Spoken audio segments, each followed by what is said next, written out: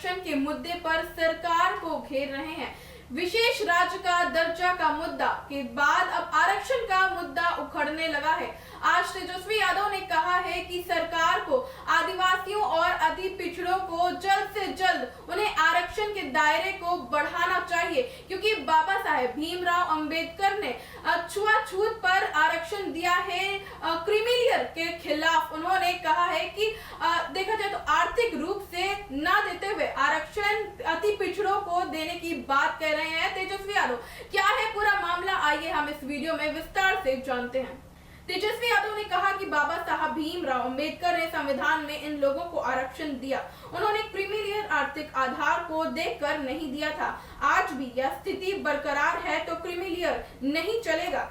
सरकारी नौकरियों में SC ST को दिए जा रहे आरक्षण पर सुप्रीम कोर्ट ने बड़ा फैसला दिया है। उच्चतम न्यायालय ने अनुसूचित जाति और अनुसूचित जनजाति समुदाय के आरक्षण में सब कैटेगरी और क्रीमीलेयर का प्रावधान करने का आदेश दिया है। मकसद है कि जो परिवार आरक्षण का लाभ लेकर समर्थ हो चुके हैं, उनके हिस्से का रिजर्वेशन कमजोर तबके को दिया जाए, लेकिन इस पर राजनीतिक बवाल मचा हुआ है। लोजपा रामविलास के राष्ट्रीय अध्यक्ष चिराग पासवान, सांसद शांभवी चौधरी और पप्पू यादव के बाद राजद के तेजस्वी यादव ने इसका विरोध किया है।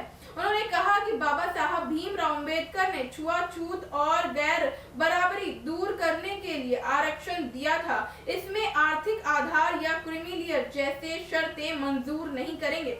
सुप्रीम कोर्ट ने पिछले फैसले में कहा कि सवाल पर तेजस्वी यादव ने सीधे कहा कि इस फैसले से हम सहमत नहीं हैं। बाबा साहब भीमराव अंबेडकर ने संविधान में इन लोगों को आरक्षण दिया है। उन्होंने क्रीमीलेयर आर्थिक आधार को देखकर नहीं दिया था। उस समय समाज में छुआछूत, भेदभाव और गैर बराबरी व्याप्त थी, वह आज भी जारी है। दलितों, आदिवासियों के प्रति मानसिकता पूरी तरीके से बदली नहीं है। आरक्षण इस गैर बराबरी को हटाने के लिए है। सुप्रीम कोर्ट के इस फैसले का कोई संवैधानिक एंगल नहीं है। तेजस्वी यादव ने बिहार में 65% आरक्षण सीमा पर भी बात की। उन्होंने कहा कि इसे संविधान के शेड्यूल 9 में शामिल करने के लिए हम लोग कोर्ट मूव करने को तैयार हो चुके हैं। तेजस्वी यादव ने शुक्रवार को विकासशील इंसान पार्टी के राष्ट्रीय अध्यक्ष मुकेश सहनी के घर उनके दिव्यांगत पिता को श्रद्धांजलि देने गए। इसी दौरान उन्होंने मीडिया कर्मियों से बात की।